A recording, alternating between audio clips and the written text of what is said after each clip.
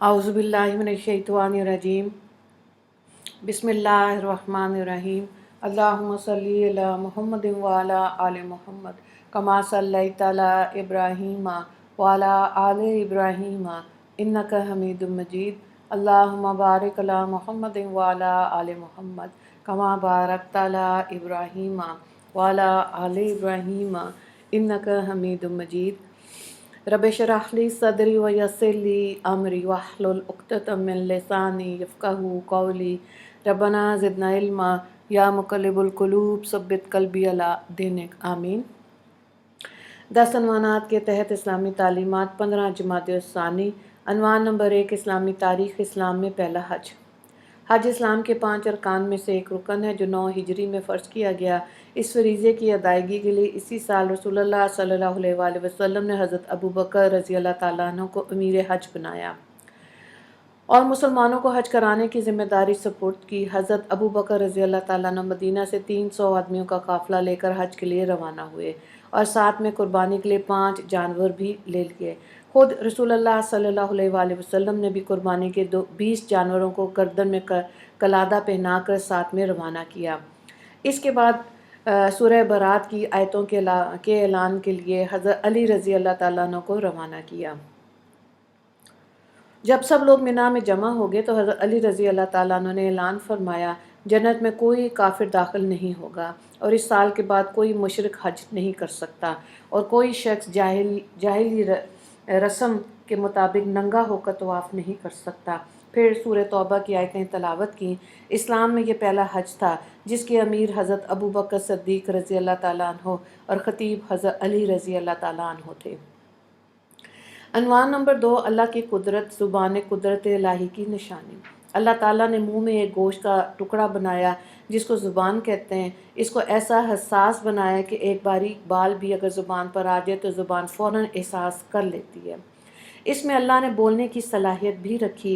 Knees इसमें चीज़ों की लज्जत और क़ुव्वत ज़ायक़ा रख दी कि इंसान मुवाफ़िक़ मुनासिब चीज़ों को इस्तेमाल करे और ख़राब बदमज़ा चीज़ों को छोड़ दे। इसी लज्जत की वजह से खाना मज़ा लेकर खाया जाता है। अतबा ने लिखा कि जो खाना मज़ा लेकर खाया जाए वो खूब हज़म होता है क्योंकि इसको तबीयत कबूल करती है। गौर तो कीजिए कि ज़ुबान के इस छोटे से टुकड़े में इतनी सारी सलाहियत किसने रखी। अनवान नंबर 3 एक फ़र्ज़ के बारे में नमाज को छोड़ने पर वईद। रसूलुल्लाह सल्लल्लाहु अलैहि वसल्लम ने फरमाया, नमाज का छोड़ना आदमी को कुफ्र से मिला देता है। मुस्लिम की रवायत है, हज़रत जाबिर रज़ी अल्लाह ताला अन्हु उसके रावी हैं। एक दूसरी हदीस में आप सल्लल्लाहु अलैहि वसल्लम ने फरमाया, ईमान और कुफ्र के दरमियान नमाज छोड़ने का फ़र्क है। इब्न माजा की रवायत है, हज़रत जाबिर बिन अब्दुल्ला रज़ी अल्लाह ताला अन्हु उसके रावी हैं। अनवान नंबर 4 एक सुन्नत के बारे में कुर्ता पहनने का मसनून तरीका। रसूलुल्लाह सल्लल्लाहु अलैहि वसल्लम जब कुर्ता ज़ेब तन फरमाते तो दाएं तरफ से शुरू करते। तिरमिज़ी की रवायत है, हज़रत अबू हुरैरा रज़ी अल्लाह ताला अन्हु उसके रावी हैं। मफ़हूम यह है कि कुर्ता पहनते तो पहले दाएं आस्तीन में हाथ डालकर निकालते, तब बाएं आस्तीन में हाथ डालते और हर लिबास को ज़ेब तन करने का यही तरीका मसनून है। अनवान नंबर 5 एक अहम अमल की फ़जीलत। सबसे बेहतरीन आदमी। रसूलुल्लाह सल्लल्लाहु अलैहि वसल्लम से पूछा गया, सबसे बेहतरीन आदमी कौन है? आप सल्लल्लाहु अलैहि वसल्लम ने फरमाया, अल्लाह से ज़्यादा डरने वाला और सिला रहमी करने वाला और लोगों को भली बातों का हुक्म करने वाला और बुराइयों से रोकने वाला। बहकी की रवायत है, हज़रत दुर्रा बिन्त अबी लहब रज़ी अल्लाह ताला अन्हा इसकी रावियाँ हैं। अनवान नंबर 6 गुनाह के बारे में रिश्वत लेकर नाहक फ़ैसला करना। रसूलुल्लाह सल्लल्लाहु अलैहि वसल्लम ने फरमाया, जो शख्स कुछ रिश्वत लेकर नाहक फ़ैसला करे तो अल्लाह ताला इसे इतनी गहरी जहन्नुम में डालेगा कि 500 बरस तक बराबर गिरते चले जाने के बावजूद इसकी तह तक नहीं पहुँच पाएगा। हज़रत इब्न अब्बास रज़ी अल्लाह ताला अन्हु की रवायत है।